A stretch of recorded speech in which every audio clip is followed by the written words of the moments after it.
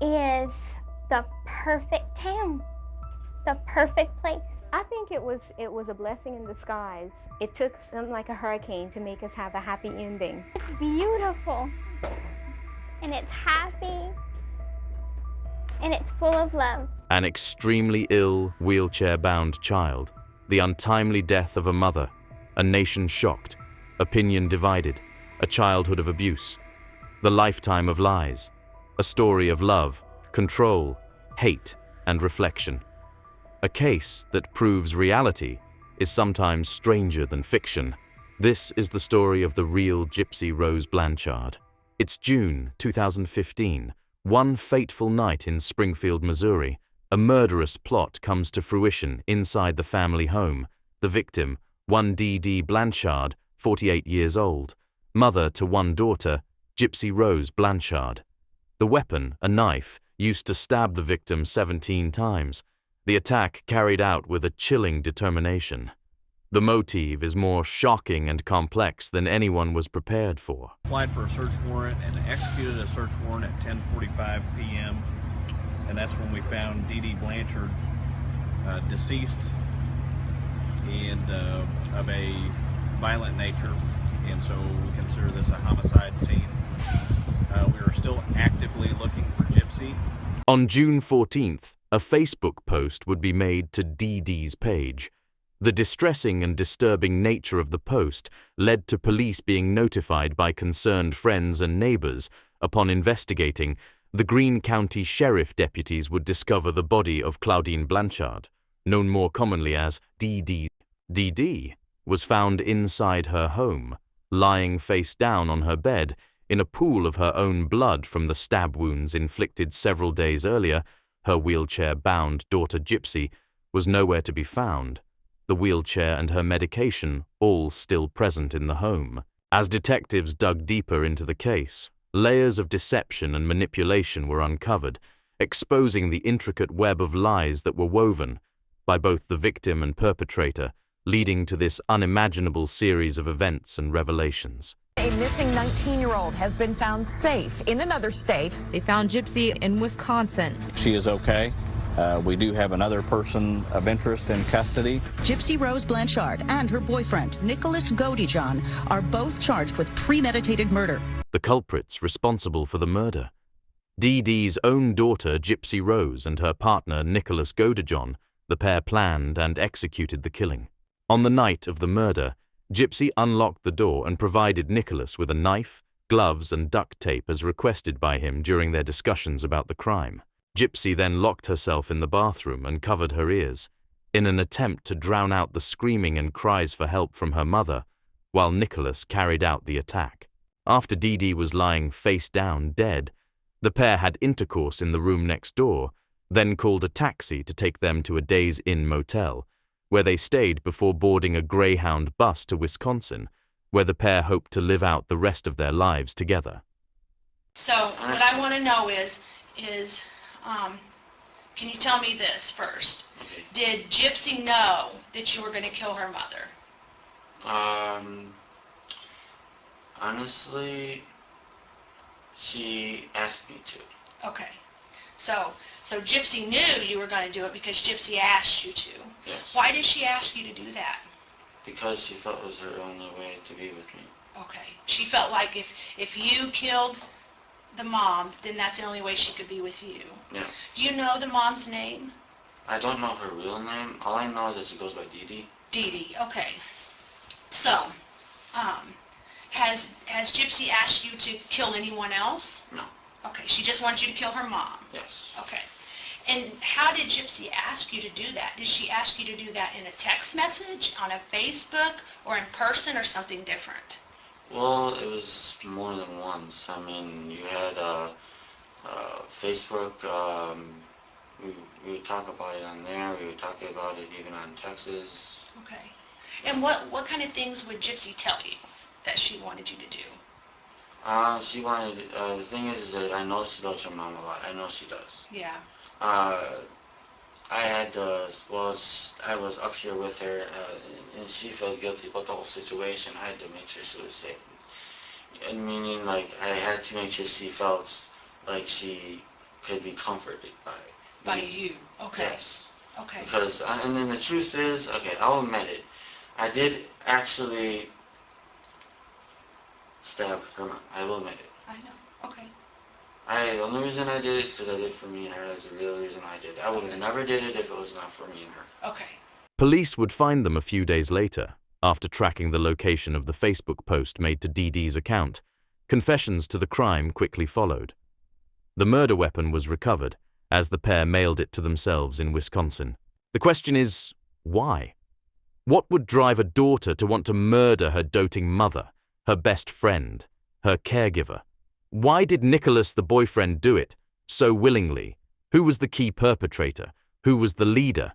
Just why did this course of action seem logical and reasonable to the pair? So did Gypsy know you was coming here then to go ahead and kill Dee? Yes. Okay. So why did you guys decide that you would stab her instead of shooting her with a gun or poisoning her or beating her with a bat? Like, why did you guys decide stabbing would be what you did to kill her? Honestly, the thing is we really wouldn't have known how to poison her. Honestly, we wouldn't have known how to. Okay. I mean, she looked up multiple times of how to do it because she wanted to find the quickest way to do it. Okay, so like she looked up on the internet, Yes. like how to kill her mom? Yes. Okay. And so she was looking for the easiest way to do it? Yes, this Okay. way she would be in less pain. She wanted her mom's death to be quick. So why did it happen? What were the motives and reasoning behind the crime for these two individuals? First, we'll start with Nicholas Godejohn, a somewhat mysterious figure in the story, who had his own mental health challenges, with motives entwined in love, passion, and a misguided sense of protection. The pair drawn together by an unconventional online romance, Nicholas and Gypsy found solace in each other's company. Both accept each other's flaws and issues. However, their love was shrouded by the suffocating presence of Gypsy's domineering mother, Dee Dee. As their connection deepened, Gypsy proposed several plans that would allow the two to be together. Properly, Nicholas and Gypsy became convinced that the only way to liberate their relationship from her mother's clutches was through a drastic measure, eliminating Dee Dee. Fueled by a potent mix of affection and misguided loyalty, Nicholas embarked on a perilous journey, believing that their forbidden love could only thrive in the absence of Dee Dee's controlling influence. In the web of emotions and complex relationships, Nicholas Godejohn's motives unfold as a tragic tale of a man convinced to take extreme measures for love, oblivious to the darkness that would shroud their path. The night of the crime becomes a pivotal moment in their twisted narrative, where passion collides with desperation, resulting in a chilling and irreversible outcome. It seems simple enough. A man with mental health struggles and improper support, motivated by love, lust, and control, who has misguided thoughts, irresponsible and dangerous impulses that lead to his involvement in the murder. But why would Gypsy Rose, Dee Dee's daughter, not only suggest the course of action, but help to see it through? What drove her to murdering her own mother? How could someone do this to the person they are closest to?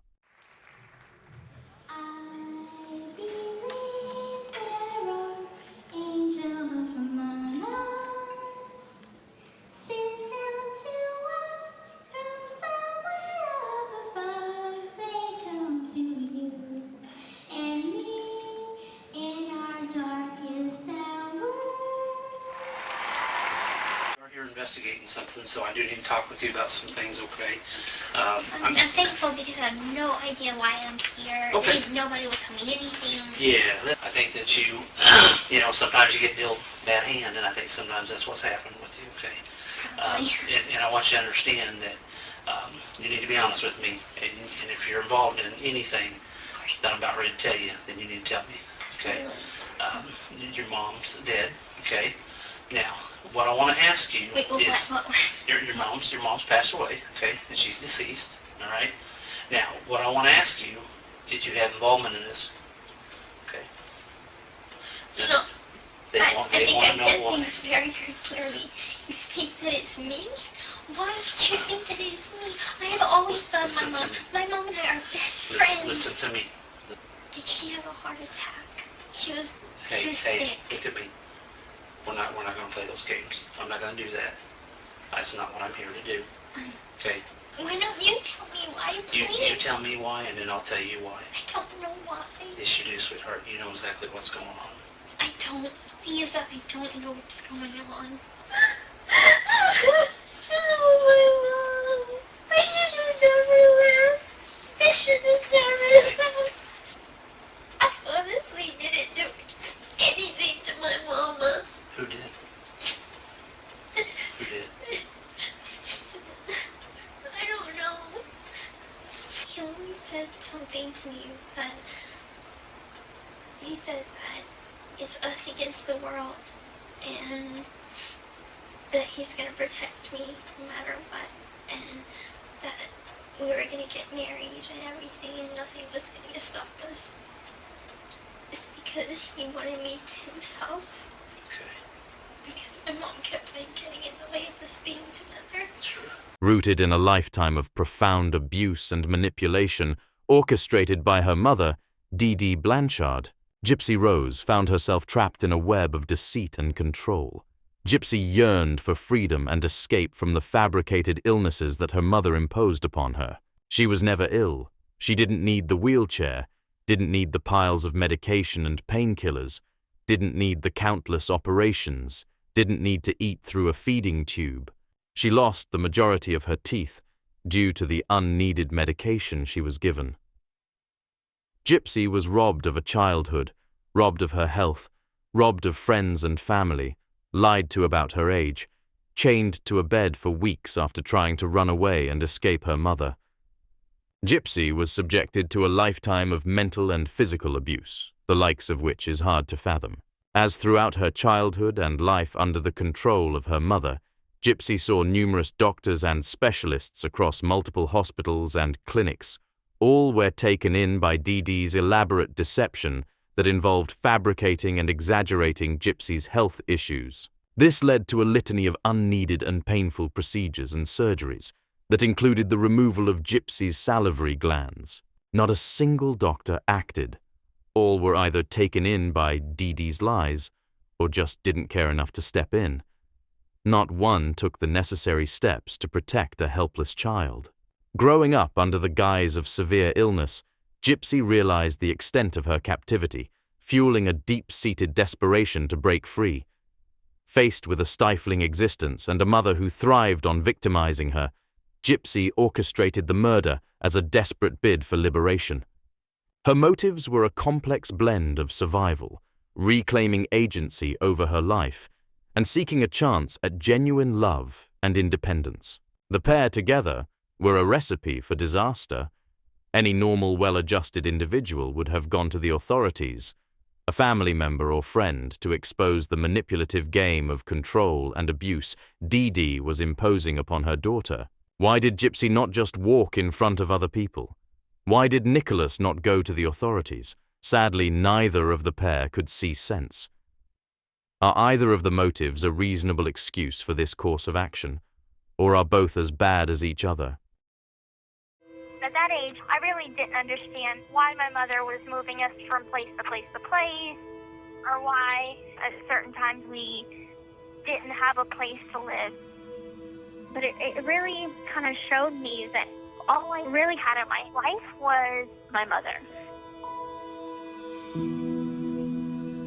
Since my incarceration, I am finally free to build relationships and friendships.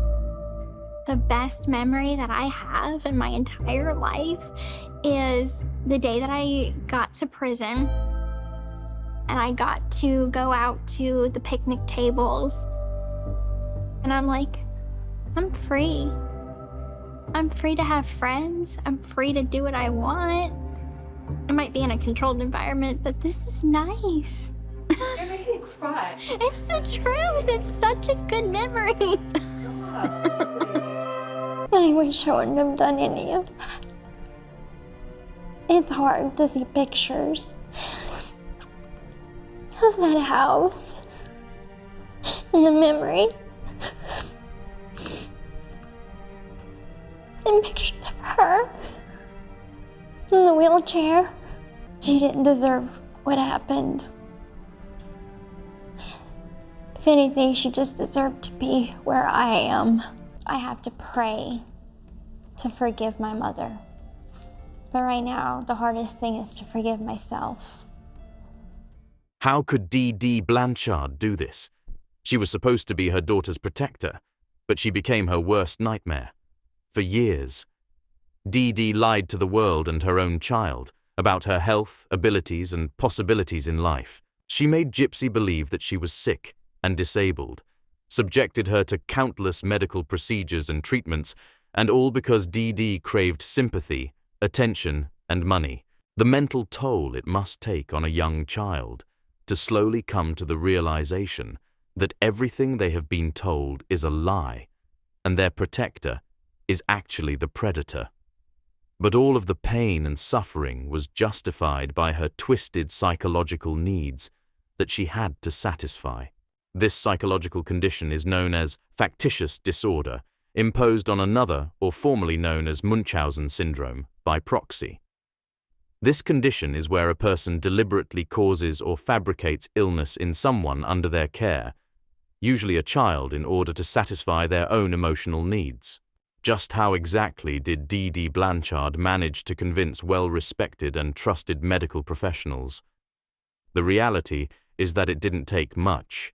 Using the guise of Gypsy's medical records being destroyed during Hurricane Katrina, playing on a previous tragedy, the doctors and specialists just took D.D. at her word, and the longer it went on, the easier it became for her to not only lie to the doctors, but to drug Gypsy with even more pills in order to create symptoms that matched her tall tales.